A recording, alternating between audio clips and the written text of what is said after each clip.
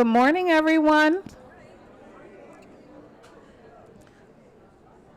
It's just after 10, so we'll go ahead and get started. Welcome to our March Fireside Chat. It's our first Fireside Chat of spring of 2025. So it's wonderful to be in spring and see everything in bloom. So I want to start off this morning, just sharing how grateful I am to be here with you today. I've been thinking a lot about humanity over the past couple of weeks, just in general, and I've been thinking specifically about the qualities that define our humanity. So I just want to share some of those with you. Honesty, integrity, kindness, empathy, courage, humility, resilience, belonging, community, creativity, curiosity, love, memory, and purpose. And I want to focus a little bit today on creativity. Given that we just had the most magnificent art show, let's give a hand to Marianne and the team and all of the artists that showed at the wonderful art show. Hard to believe, but it's my third art show that I've been exposed to from Horizon House. And so, the first time I saw it, I saw it through Instagram, and I was blown away. And then last year, I got to see it in person. I was blown away. And this year absolutely did not disappoint.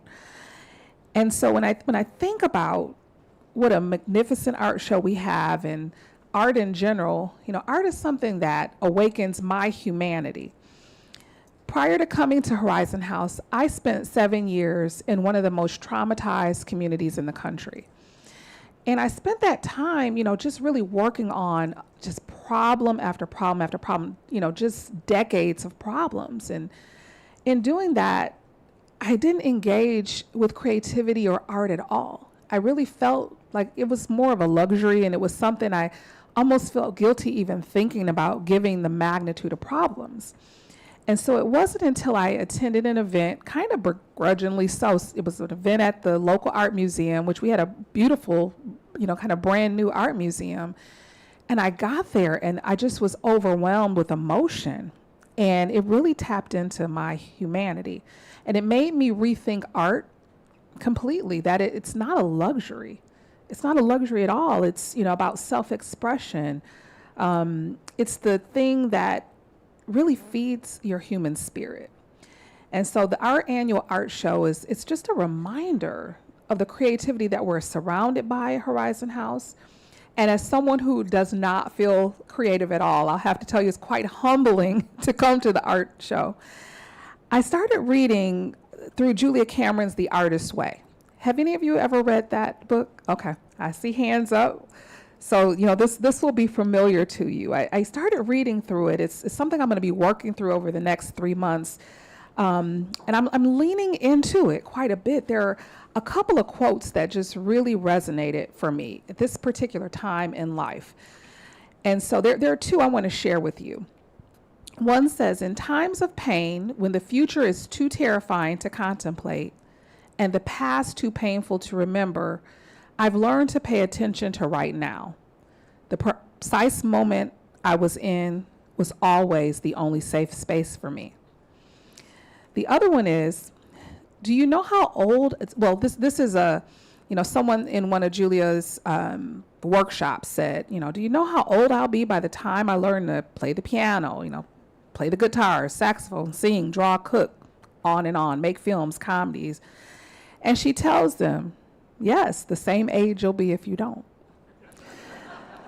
So that is really resonating with me as I'm surrounded in this wonderful community, just by creativity. And it's been reframed for me. When I talk to people about Horizon House, I'm just all fanned out about all of the art we have on the walls. The fact that Jacob Lawrence lived here, my favorite artist since I was 12.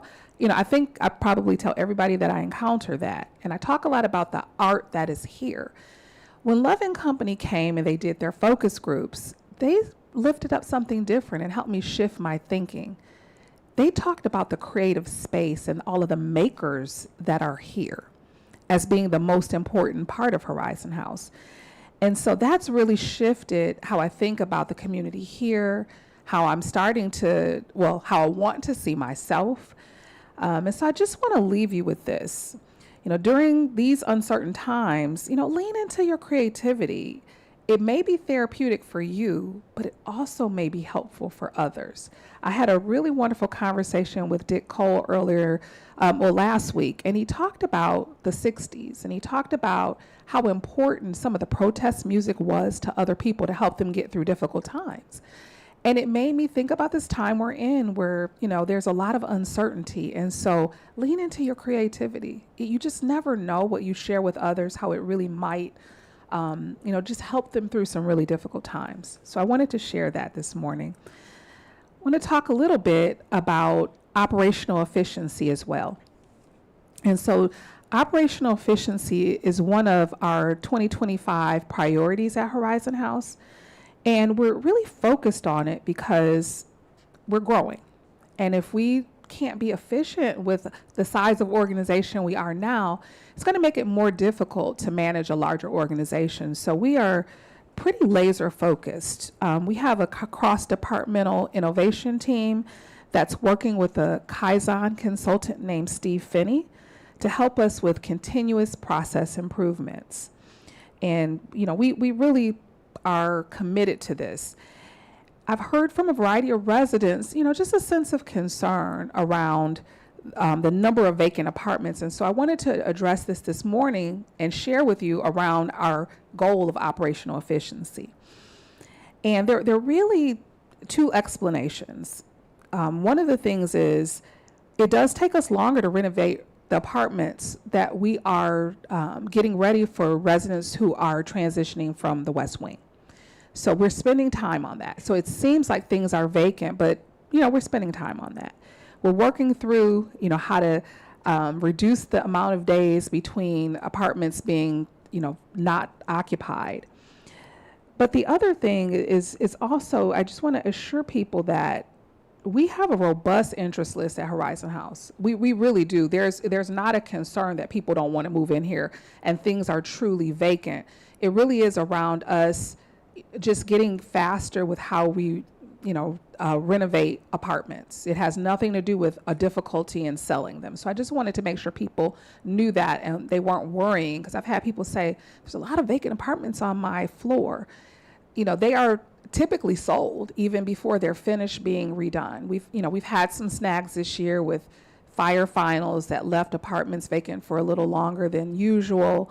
Again, we really want our residents who are transitioning out of the West Wing to find homes that feel good for them, and so we're renovating them with extra love and care.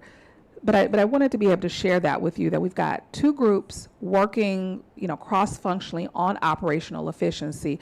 But I'm grateful that people feel comfortable sharing their concerns, and so that we can have the opportunity to address things that people may be concerned with. All right, so I just want to go through the agenda before I turn it over. As always, we have a robust agenda for you. And so we've got our new staff introductions and promotions and milestones that Brenda's going to share with us. Valerie has new residents to introduce us to. And then we're going to hear from our wonderful philanthropy committee. And then we're going to talk about some master project updates with Eli. Jeff has some really great food service updates this week to kind of talk about the new kiosk that many of you have been using. And then I will close us out with some announcements and bright spots. So I am going to turn it over to Brenda. Thank you.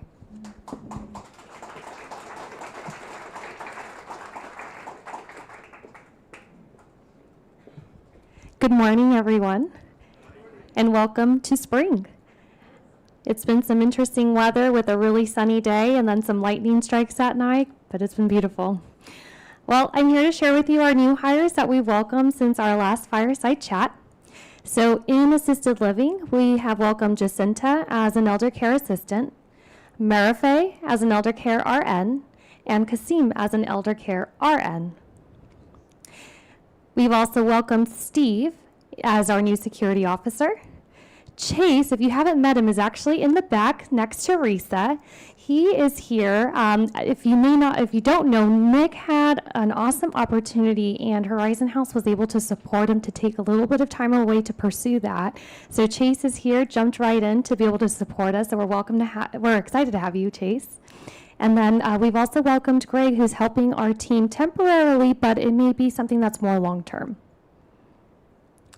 And in our facilities team, we've welcomed Bonnie as our senior engineer, and in dining, Locke as our dishwasher. So those are our new hires, and then I'm also going to share with you some milestones. So for those of you that are new to Horizon House, we celebrate our staff members for every 5 years of service. So with 5 years, Fred, our security officer, you may or may not see him. He works overnight, but he's been with us for 5 years. Dennis Aledo from facilities, 5 years as well. And Jeff in the back, near the piano, 5 years as well.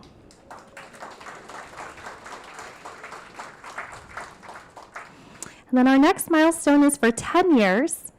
Linda Purdy. And in facilities, Anna. Our next milestone is 15 years. And Wadi's been with us in our assisted living team as an elder care assistant. Now we're going to make a big jump from our 15-year milestone to 35 years. Sakiko from purchasing.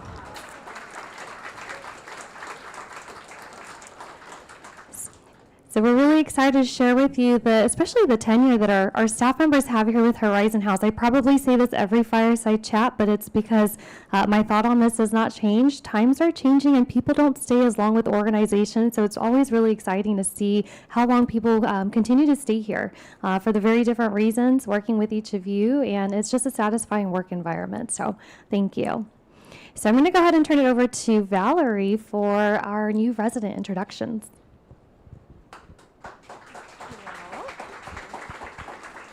Good morning. Yes, I am working really hard to bring in new residents, and we have 3 of our newer residents to introduce to you today. Kathleen, and I neglected to warn everyone, will ask you would you just mind standing up and waving so everyone can see your pretty face in person? Thank you. Kathleen was born in Detroit, Michigan, and moved to Horizon House from Yakima. She earned her BS in biology and MS in biology and worked as a chemistry instructor at Yakima Valley College and in the plaid door consignment shop of St. Timothy's Episcopal Church. Monday Market is making note of that. Kathy enjoys attending theater, the symphony and ballet, walking, book clubs, board games, and cards. She is a member of the Yakima and Stila Neighbors Network and St. Timothy's Episcopal Church in Yakima. Welcome to Horizon House, Kathy. And Vicki Curry up in the front.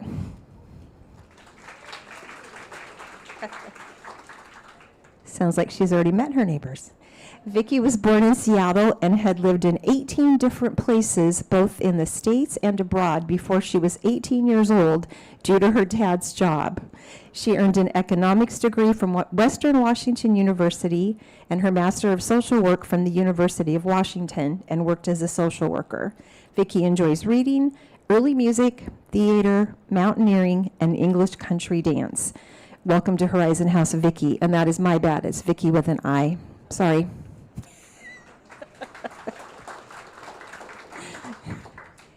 And last but not least, Kathy. Kathy was born in Portland and has also lived in a variety of places. She earned a BA in elementary education with a minor in geography from University of Minnesota, and MA in geography with a focus on urban geography from the University of Michigan. This is a long one. Kathy worked as a financial services manager and mandatory continuing legal education manager and executive secretary of the Mandatory Legal Education Board, reporting directly to the Supreme Court. She is interested in the intersection of psychology and spirituality, traveling, and poetry. Kathy's dad lived at Horizon House, and after spending a lot of time with him here, vowed to someday become a resident herself. And we're really glad you did. Welcome to Horizon House. And next up, Charlene and the Philanthropy Committee.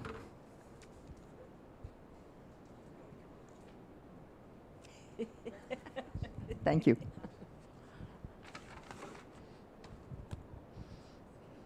Good morning. I'm Sue Jones, and I am one of the two co-chairs of this year's Partners in Caring fundraising event that we do every year. My other co-chair is Jack Carr, who, because of not feeling well enough, is not going to be with us this morning. I understand he's watching us on HH Connect, so I'm waving. Maybe he'll see us. I don't know. You can wave too.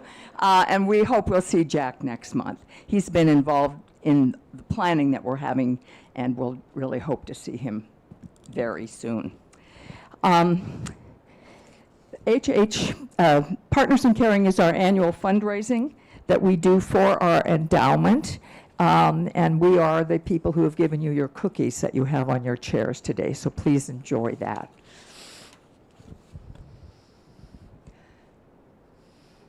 The endowment that we have is a long-term endowment that is stable and permanent financing of programs that we want to do that are not part of the Horizon House budget. They're invested in perpetuity, and they provide a number of things that are important to us here at Horizon House. They are, as many of you who have been here before know, we support residence assistance, staff scholarships, enrichment grants, and the trustees also set aside some of the funds for programs that might come up that they are interested in seeing done in the future. The earnings from the endowment are what support these programs. And we like to let you know that the earnings from the endowment are not going to be used to support the new West Tower.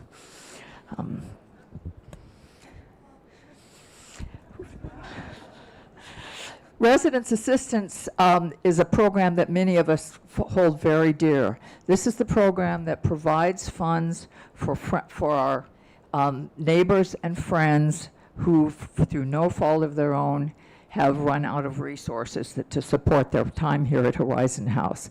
This fund provides that money for them to stay here at Horizon House. We have never asked anyone to leave for lack of resources. They are the people that we know. They're the people that we've had lunch and dinner and been on committees with. And I have known some friends who have taken advantage of this. It is, however, confidential. We do not know who they are currently. My friends are all not here anymore. But it's a program that is dear to the hearts of many of us. And it is the generosity of all of you that make possible this program, and we're so grateful for it.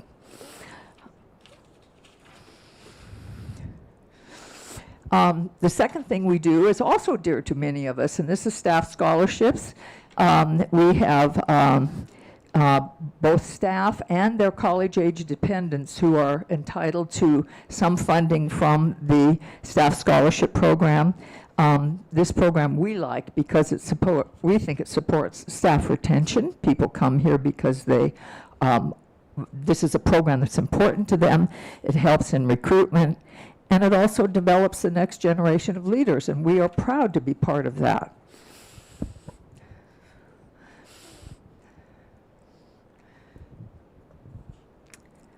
Last year, we provided $143,000 in funds. Why didn't that come through? Oh, okay. I'm so techie. And that's just really amazing for both staff and the support of the families of the staff members. In 2024, last year, 23 staff members and 13 dependents received staff scholarships. One of them was Bao, who's a diet aide. Her son is studying business at the University of Washington, and the other another son, computer science at the U of W. Wong is a dishwasher. Her son is receiving a BA in computer science at Washington State University. Amma, a housekeeper that many of us know, her son is taking a computer game design program, and last year her daughter received funds for an ESL teaching program. Many of us know Emily, who's been a big help for communications for all of us. She's part of a Leading Age Leadership Institute, a professional development training focused on the senior living industry, and we know how good Emily is in helping us seniors with the complicated technological and communications events that seem to come up all the time for those of us who don't feel them in our osmosis like younger people do. And finally, Brian is an exercise specialist that we all know. He's around a lot. He's enrolled in a graphic design program through UC Berkeley. He's also getting training in specialized training to certify in a particular yoga format. We are just thrilled to be able to help these people and to develop new leaders and to do the kind of support that all of you are happy with. Ruth Ann now is going to talk about enrichment grants. Thank you. Thank you, Sue. We're so happy to have Sue on board with Partners in Caring. And good morning. My name is Ruth Ann, and I'm so happy to talk about enrichment grants today. These projects fall outside of general operating budget and should be thought of as an enrichment and not a need of Horizon House. The Fiber Arts Showcase, there were a couple of wonderful enrichment grants. Enrichment grants paid for the artist, Megan Prince, to be here for 2 days, and paid for the closing reception. We have a deadline coming up. It's spring. April 21st is our next deadline, so please reach out if you have an idea. So we'll go through a couple of recent projects. This is a button maker for assisted living. A performance for the gospel choir. Chamber Music Festival. These were live streamed, and I've heard this very popular. It was a full house, I've heard. The Lego therapy program in assisted living was paid for through enrichment grants. And the ballet bars were paid for through enrichment grants. And also for the ballet bars, there will be a music accompaniment for dance classes, and that's also an enrichment grant. So they're really special things that add a lot of value to the resident and life here. And now I'll bring up Charlene.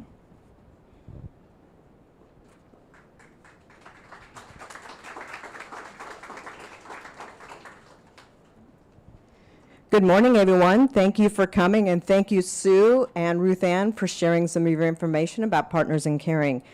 I want to thank all of you for coming to listen to Partners in Caring 101. So you're going to learn it all here. As you've seen and heard today, a lot of the gifts that we do receive for Partners in Caring helps our residents, our staff, and our campus. So it's just a wonderful thing that we all get to share and feel. Though we are launching it officially today with the residents, this is a campaign that goes on a calendar year from January through December.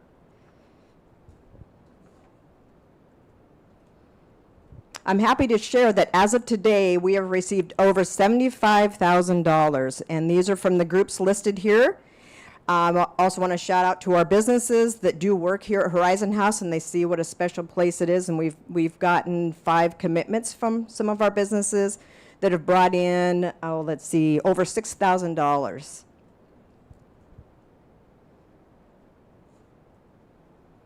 Our goal again this year is $500,000. We were able to make over $500,000 last year, so we think this is an obtainable goal. And we hope that you will make a gift this year. Anywhere between $25 to $25,000 is very impactful for this community. So we hope that you're able to participate. And if you have any questions, please don't hesitate to come and talk with us. In fact, we will be outside today out in the Fireside Lounge to help answer any questions that you might have, comments, advice. We'd appreciate it. Yesterday, we distributed in all of the boxes a pink envelope that has information, has our brochure and a letter from our co-chairs. Again, that's Sue and Jack. And Jack, yeah, I got to give you another big wave. Said you were going to be watching today. Fantastic. And we're looking forward to working with them. And here's a shout out to our behind the scenes volunteers. We have our philanthropy committee. Anybody here from the philanthropy committee? Just raise your hand. And our enrichment grant committees, and the folks that are listed there in italics are our residents here.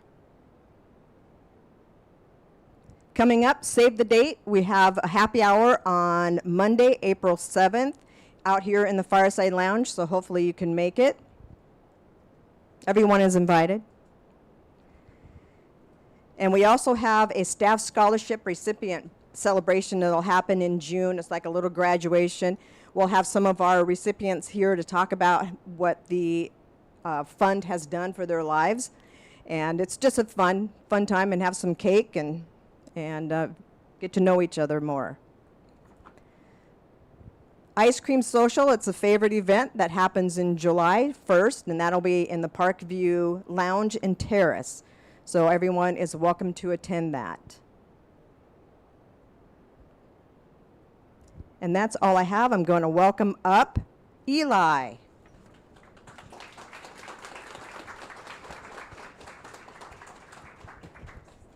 Hello. Good to see you all on this rainy Friday.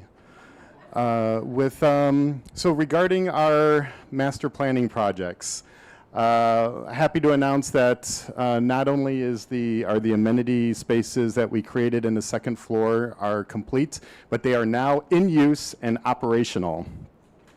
Yes. And so far I've really heard lots of great compliments, and of course that means a lot to me, and I pass that along to all the contractors that have been working on it. So thank you all for the kind words. However, there's also another project going on up there in assisted living, or adjacent to assisted living, the second floor activity room and offices. So there was probably a couple of days of pretty loud noise up there. That was the demolition work. That's now complete. I think the next round of disruptive noise will probably be sometime later in April, but we'll make sure that the community receives plenty of notice before that happens. And what this project is it's bringing better offices for the assisted living staff so that residents can make better sense of how to navigate to somebody's office instead of, blind hallways and finding out where where they need to meet with staff. It'll be much more welcoming. And then there'll also be a proper break room for frontline staff. That's one of the asks that we've been receiving over the years. And then also we plan on moving the executive offices up to the second floor so that the current executive row can be remodeled in 2026 for the University Cafe project. And also in 2025, we plan on the dining room exit hallway, and that will consist of, creating a pathway from the dining room through where philanthropy's offices are, accounting. Both accounting and philanthropy will need to relocate during that time. And then we've got future projects coming up. Again, 2026 is the University Cafe project. 27, we'll be doing that dining room refresh. And then way out in the future, we'll refresh the main lobby. Okay, the real thing I want to announce is that coming this Monday, Brian Holtz and I will be presenting the West Wing transition activity. So as we decommission the West Wing for the sake of the West Tower expansion project, we will, Brian Holtz will go into detail about how we plan on relocating the parking and the storage and, you know, some operations. So that's definitely a meeting to attend. It is at 3 p.m. on Monday, where we're currently here in Anderson Hall. And also, on the same day, around 10:30, around 11 a.m., I'll be walking through Freeway Park with Council Member Kettle from the City Council, from the Seattle City Council, along with some other representatives of nearby properties, such as Union Square, the Convention Center, Town Hall, and obviously the thing that I would like to communicate to Councilmember Kettle is that our residents here at Horizon House, we use the park, and you know, we have concerns about the park. I mean, I can't remember the last time that those fountains worked, for instance, you know, and plus just the sense of safety. So if any resident would like to, around 10:30 to 11:30, just occupy the park so that council member, you know, just use the park like you normally would, but coincidentally at that time, Councilmember Kettle can see that, oh yes, residents, you know, older residents of Horizon House really do use this park, and we've got, you know, actual people in mind when we want to make it safe and have the fountains working. So, and anyways, that's Monday, 10:30 a.m. to around 11:30 a.m. All right, and I think that's it for me.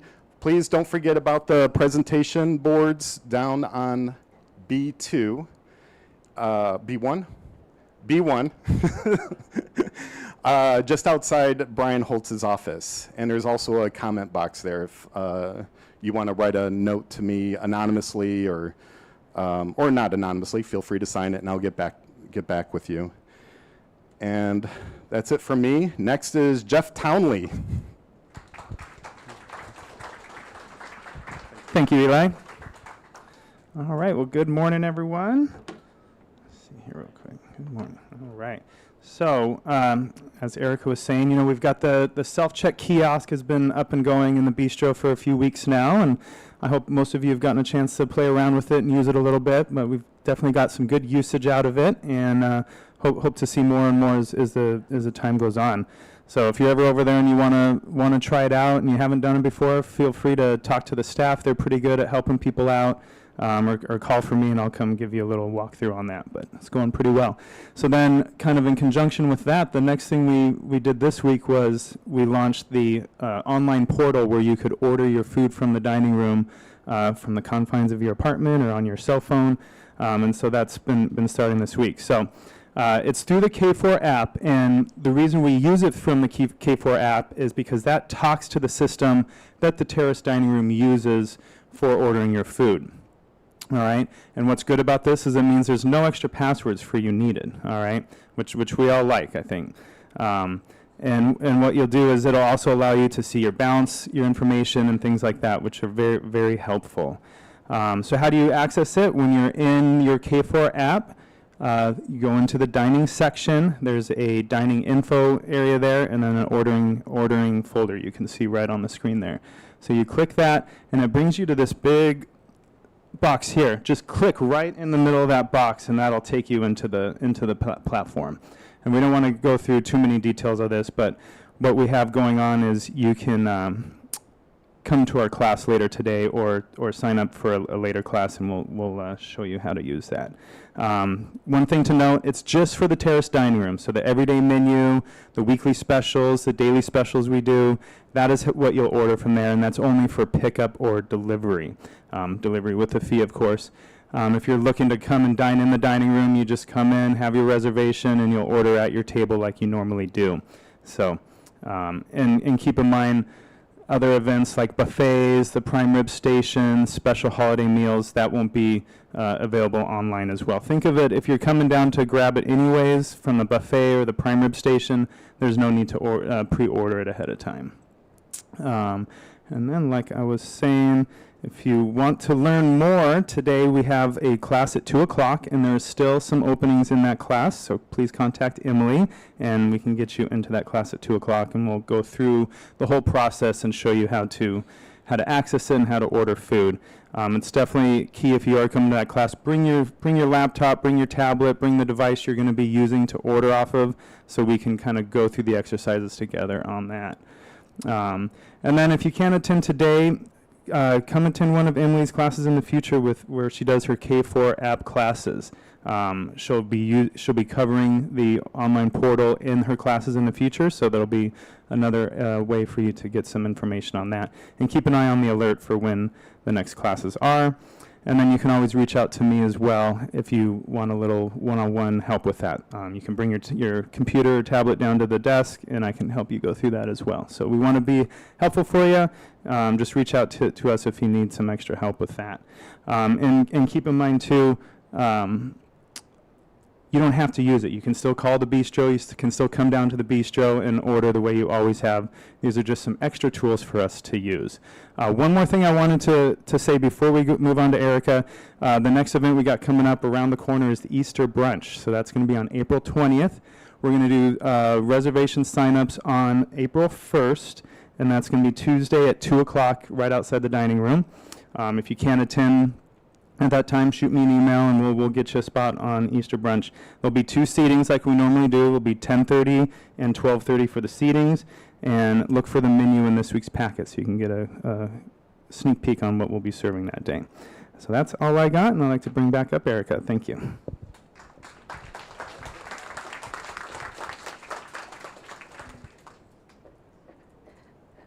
Thank you, Jeff. The holiday buffets always look fabulous. All right. We've got some announcements. Want to give you an update on the West Tower. Excited to say that number is not correct. As of today, we are at 79 reservation deposits, and we are on this fast-paced journey to being halfway to our building being filled up by the end of June. So we're working through it. We've got a lot of great events coming up. We had a wonderful event in Bellevue, on Bainbridge. I'm actually going to have lunch with a depositor today at Trilogy in Redmond to have some events out there. We have a lot of fun things planned over the next couple of months, a lot of smaller events. There we had a really nice turnout at the Fiber Arts Show. We had about 19 depositors who came and had a chance to experience it. Thank you so much. Residents were so gracious to the new people who came here, talking to them, showing them other art here.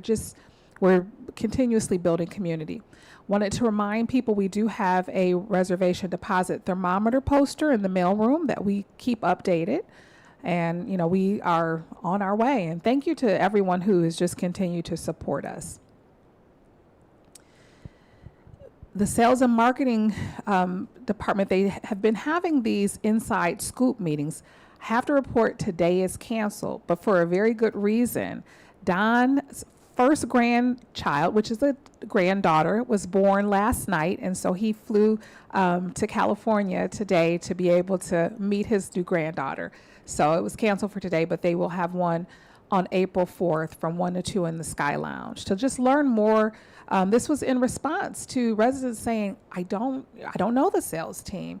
And it's important for our sales team to know you, so that as we have new people coming in who want to really understand Horizon House, they can do a bit of matchmaking so that people can talk to people who have similar interests or similar backgrounds. So this is just a good opportunity to get to know what's going on in sales and to really just build relationships with the team. Want to tell you, it seems like, COVID is, it crops up and down. It's been a little quiet lately. I should knock on wood. I should not have said that. But we do have a booster event coming up. Eastern Pharmacy will have an on-site COVID booster clinic in May. And there will be more details. Lori will make sure that we have more details about how to sign up in mid-April. But just, if you want to wait, if you're planning or thinking about getting your booster, just know we're going to have an on-site clinic coming up. And Facility Fridays, they're the monthly after the Fireside chat. I see Mark in the back. Mark is already here, and so today we're going to be talking about Xfinity or Comcast cable boxes and remotes. So please stick around if you'd like to have some discussion and have comments or questions about Xfinity. We've got some bright spots. Ruthann already talked about the Lego therapy, which is an enrichment grant, and so you get to see some wonderful pictures from that.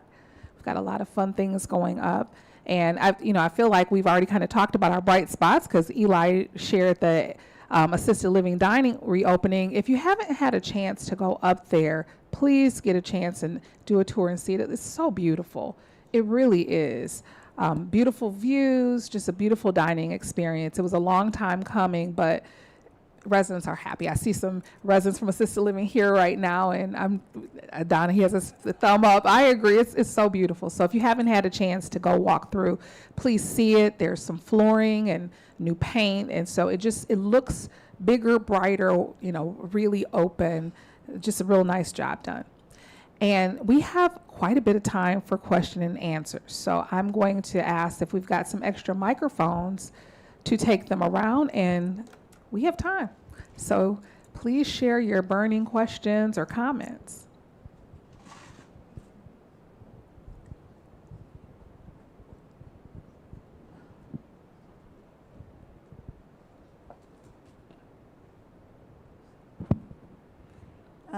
You've mentioned a couple of times, but not today, about new themes in advertising and that this is going to happen soon and soon and soon. Can you give us any idea of what themes people are talking? This is Love and Company, or they're advertising people, and anything more about what they're going to be advertising about us?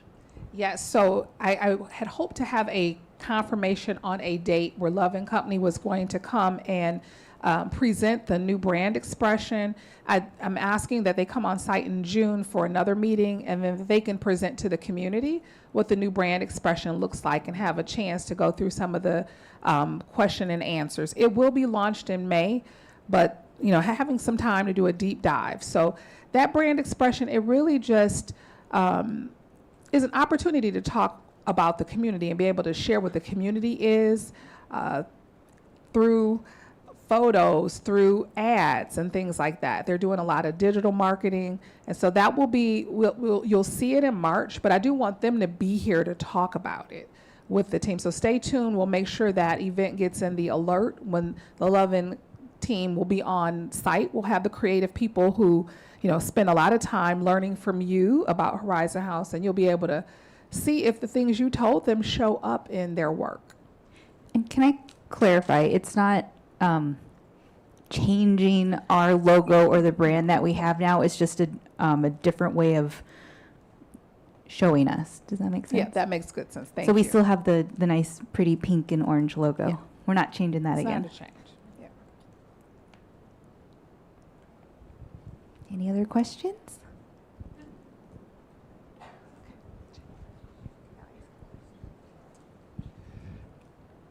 I've raised this question before, and with you personally, we're not going to have a patio for over 2 years.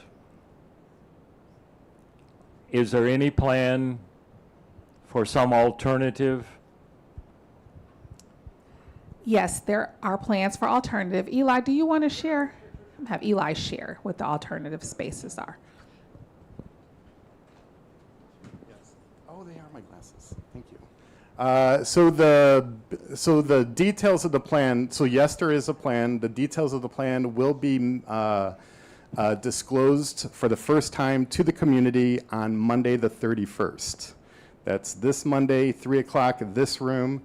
Brian Holtz will describe what that plan is. I don't want to give it up right now because that's the whole purpose of Monday's presentation, and he's going to have graphics and everything. But the answer is yes. Did I do okay? Thank you. All right. Any other questions? We've got time. I'm happy to give it back to you, but we're here if you have anything you want to share. Ronnie has a question. When we had our last residents council meeting, I talked about the integrated art project. Are we at a point where we can announce the name of the artists? Because I know some residents would like to look at the website, if we're able to. I don't know if a contract has been signed or anything. I'm going to let Eli share about that. Although the contract has not been signed, the artist, we did select an artist, residents, and Christy and some other staff participated in the selection of an artist. The artist is Haddad Drugan. It's a partnership. I think if you just go to Haddad. I think it's Haddad. Haddad, Haddad dash Drugan. Haddad Drugan, right. The contract hasn't been signed yet, but yes, they seem very eager to start engaging with the design and coming up with some ideas. So if anybody would like to go to, I believe it is haddad-drugan.com, or just put it in Google. I'm sure you'll find it. Yes. And to We can clarify, put a link on HH Connect for people to be able to see. I was going to say, to clarify, that is art for the West Tower? Correct. So what we're talking about is integrated art for the West Tower expansion project. This will be located around the garden terraces. Obviously, we don't want to, we want to grant the artists some creative freedom to come up with some ideas on their own and not be too prescriptive. So it'll be a great process where the intention is that they show us some ideas along the way and get our reaction. Right, and this will be on the north side of the new West Tower. Correct.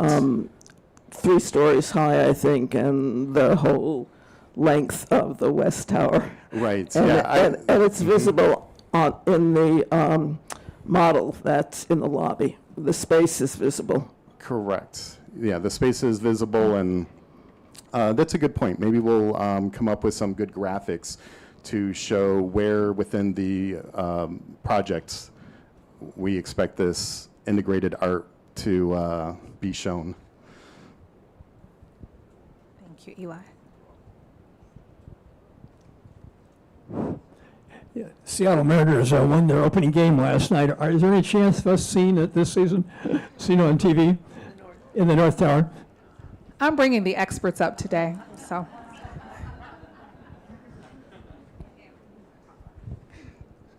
Mark will be talking about it with his Facility Fridays. However, Xfinity has been working in the building, and we are almost done with the Central and East Tower of providing the new cable boxes, so Mark will go over this. But North Tower is mid-April because there's some infrastructure work that they need to do in that area, so appreciate your patience. If you want, down in the gym, all 3 of those TVs have the new boxes, so you can be on the treadmill while you're watching Dan Wilson and the gang. What about assisted living? That as well.